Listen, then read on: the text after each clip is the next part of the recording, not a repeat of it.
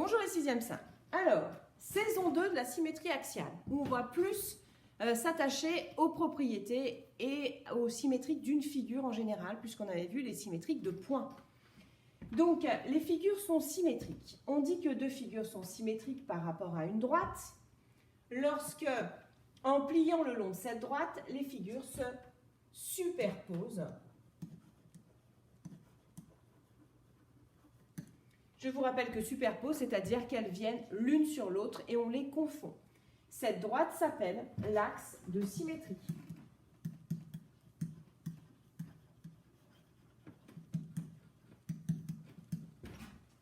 Donc ici, vous avez quelques figures qui sont symétriques. Alors, les maisons sont symétriques. F et G ne sont pas symétriques, c'était juste pour les distinguer, pour qu'après, je puisse les utiliser dans le cours. Donc, vous voyez qu'on a bien le reflet dans le miroir. La cheminée est à gauche, la cheminée est à droite. On avait fait cet exercice où vous mettiez de chaque côté d'une corde, comme si la corde était l'axe de symétrie. Et puis, s'il y en a un qui levait le bras droit, celui qui était en face levait le bras gauche. Hein, vous vous souvenez de ça? Donc, deux bicyclettes qui sont symétriques. Alors, ici, vous avez deux bonhommes qui sont symétriques, et là, vous avez deux triangles qui sont symétriques. Alors, petite démonstration pour les bonhommes. Donc ici, on a les bonhommes qui sont symétriques. La droite, l'axe ici, est l'axe de symétrie. Vous voyez que si je déplace l'axe, en fait, les bonhommes continuent à être symétriques. Hein. Donc, là, on est toujours symétrique. On est toujours le reflet dans le miroir. Donc, je peux déplacer ma droite.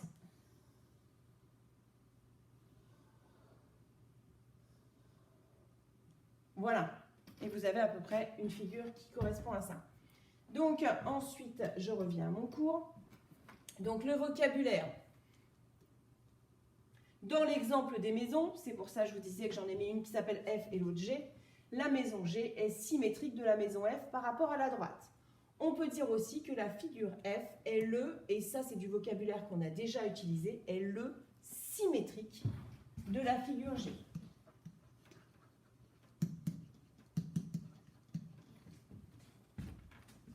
Donc la symétrie par rapport à un axe, une droite, est aussi appelée symétrie axiale, mais ça on l'avait déjà vu dans la saison 1, c'est juste pour vous rappeler le vocabulaire.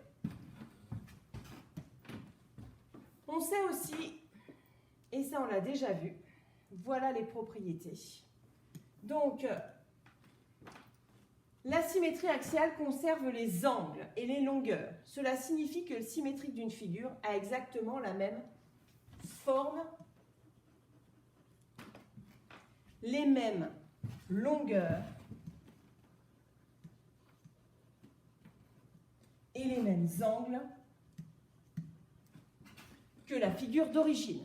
En effet, si les figures se superposent, ça veut dire qu'elles sont identiques. Donc, ici, on va construire le symétrique du bateau après. Donc, pour construire le symétrique d'une figure, vous ne pouvez pas prendre la figure dans sa globalité. Il vous faut construire le symétrique de points particuliers de cette figure. Et ensuite, vous saurez que la figure que vous obtenez est la même. Il faut construire le symétrique de points particuliers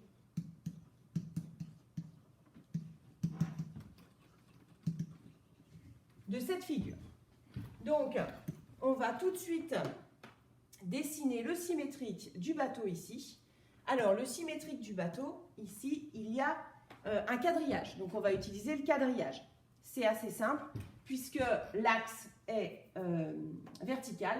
Et donc, du coup, on n'a plus qu'à dessiner le symétrique des points particuliers. Alors, je peux dessiner le symétrique de 1, 2, 3, 4, autant de points particuliers que je veux. Sachant que le symétrique du bateau, ça va être un bateau qui aura la même forme, qui aura les mêmes angles, les mêmes longueurs. C'est juste que, si vous vous souvenez bien, on est dans un miroir. Donc le bateau ici sera renversé. Hein. Sa voile ne pointera plus à gauche, sa voile pointera à droite. Donc ici, je vais faire le symétrique de ce point-là, en comptant les carreaux comme on avait déjà vu dans la saison 1. Je vais faire le symétrique du bord de la voile.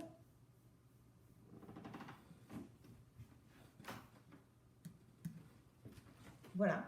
Et alors, vous pouvez faire plus de symétriques de points. Ici, ça me suffit parce que je sais que je vais avoir le sommet du mât et le bord de la voile qui pointe à droite.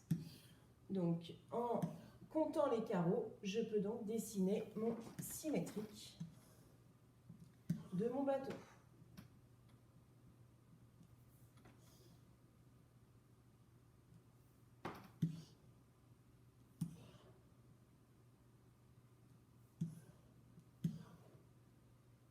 Pour certaines figures, il faudra faire plus de points, mais celle-là, elle est quand même très simple.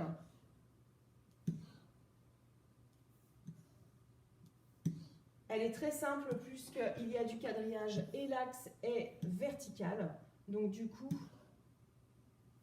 2 points m'ont suffi. Voilà.